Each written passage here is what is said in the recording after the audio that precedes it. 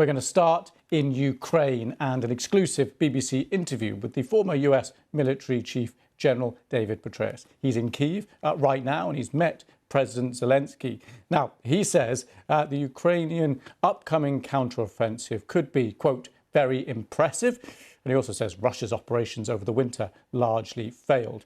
Now, if you remember, US General Petraeus commanded forces in Iraq and Afghanistan. That's where he rose to prominence. He's been speaking to our diplomatic correspondent, James Landau. And just before we play a bit of that interview, he talks about the spring offensive and how impressive it could be, but also listen towards the end for his description of the Russian forces. Let's take a listen. I believe that we'll see for the first time in this war on either side the achievement of true combined arms effects. In other words, the results of tanks protected by infantry against anti-tank guided missiles, artillery and mortars keeping the enemy's heads down, engineers reducing the obstacles, breaching these fortifications that the Russians have established, air defense keeping the Russians off the Ukrainians, electronic warfare jamming the Russians' already inadequate command and control facilities, and all orchestrated by very, very good Ukrainian command and control, and also using drones out over the Russians to attack them in depth with the precision munitions that the U.S. and U.K. and others have provided. And this, I think, is going to break the front lines where they do this attack. I won't speculate on that, although the Ukrainians have publicly stated that their objective, of course, is to sever that ground line of communications that enables the Russians to go along the southeast coast into Crimea. And I think this is going to be impressive. We achieved combined arms effects, say, during the fight to Baghdad when I was a two-star general, and it's terrifying for the enemy. And the difference this time over, say, what happened in Kyiv last fall, where the Ukrainians did carry out a very successful attack, is that when the lead elements culminate after 72, 96 hours, it's as far as you can physically go. There are follow-on forces that will capitalize, that will exploit and maintain the momentum and continue this. And then I think you get the battlefield, you make it dynamic. Then the Russians have to react. They have to move to try to reestablish a defensive line somewhere in the rear of where they are and where they were. And noting that on the Russian side, this is a force that has been battered, that many of these units have been in constant combat for well over a year. They're not pulling units offline and reconstituting them. In other words, replacing the losses, the people, the equipment, and retraining them. They're just adding people to the front lines. That's not the way you produce a cohesive, coherent, well-disciplined organization. And I think, therefore, that's why they're going to crack, crumble, and perhaps actually collapse. And then if you can get the Russian defenses really moving, then I think there are opportunities even more broadly. So we're going to get a bit of analysis on that now. The BBC's World Affairs editor, John Simpson, is standing by. Hi, John. So what did you make of that confidence in the upcoming spring offensive? Well, General Petraeus certainly knows what he's talking about. I mean, he's the man that saved the American presence, such as it was in Iraq, and got them out of there with a certain amount of success. Of course, it is perfectly possible that the Russian army will simply fold up. The army itself has not been fighting at all well. The successes, such as they've been, have been scored really by Yevgeny Prigozhin's Wagner group. Completely different, with far better discipline and so on.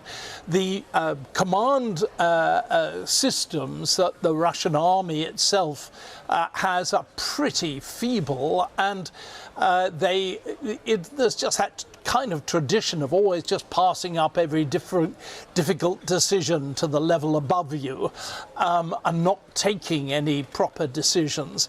And indeed, Ukraine has a very good record on this kind of thing. You recall last autumn how they were succeeded. They telegraphed an attack in advance on one particular area, and lo and behold, when the time came, they fought a completely different area and won back territory that they'd lost before. All of that is true.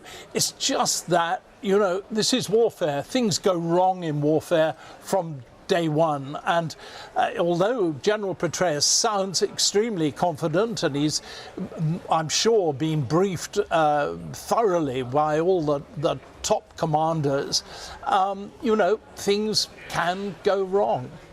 Indeed. John, stay right there. I want to get your analysis to the next bit of this interview. James Landale asked about the timing of all this. We've been talking about this Ukrainian counteroffensive for quite a while. So why now? Let's take a listen.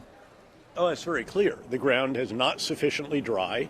You've got to be able to go off-road without having the tanks that are, in some cases, as much as 60 tons, 70 tons if you get the M1s out there. They're not yet, I don't think, in the mix. So you have to have much firmer ground. And then second, President Zelensky has publicly stated that there's still some additional armored systems that he wants to get into this force before they actually pull the trigger. My understanding is that they know what they're going to do.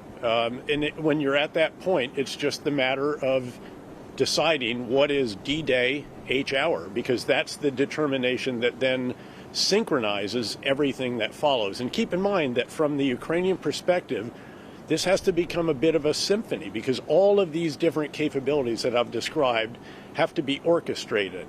They all have to do their part at the right time and quite precisely, so they're just in front of the attacking forces, whether it's artillery and mortars. The engineers are right up with the tanks so that when they encounter an obstacle, they can very quickly breach it, defuse, and so forth. And again, without getting into further detail, that's how you need to think about this. Let's go back to John Simpson. So a little explanation there about the timing of all this.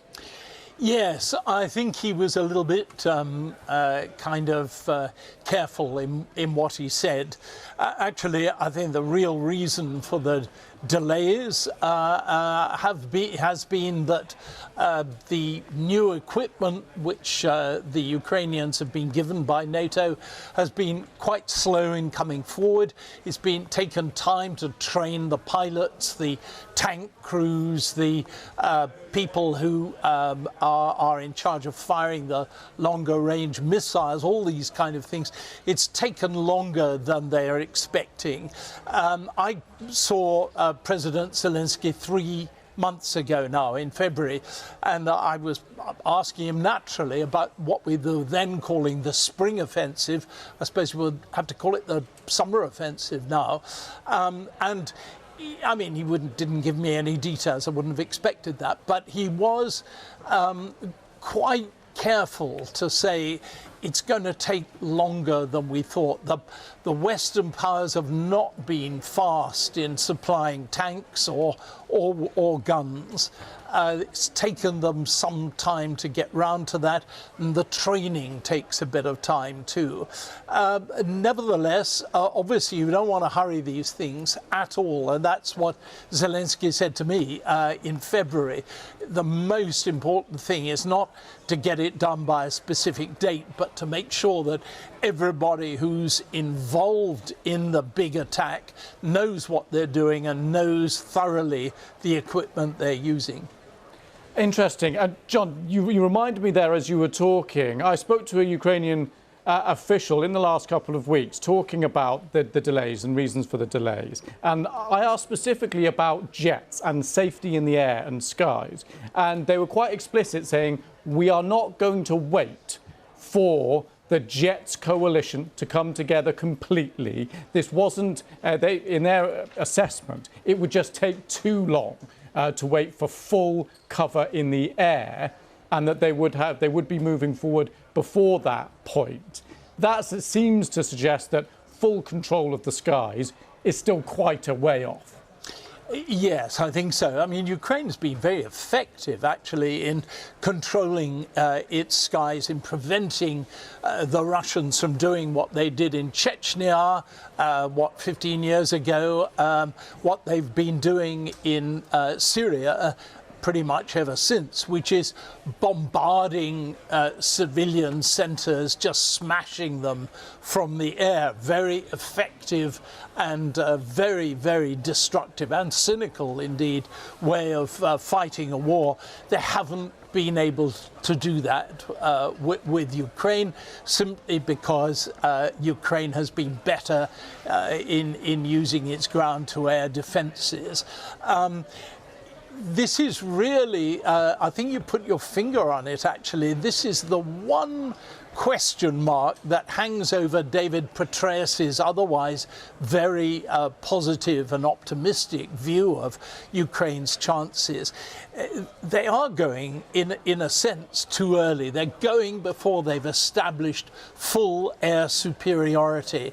And you know, probably it will be okay for Ukraine, and it will score the kind of successes that it wants to. But there is just that one solitary question mark that hangs over it all. John, great to get your analysis. Thanks so much for that.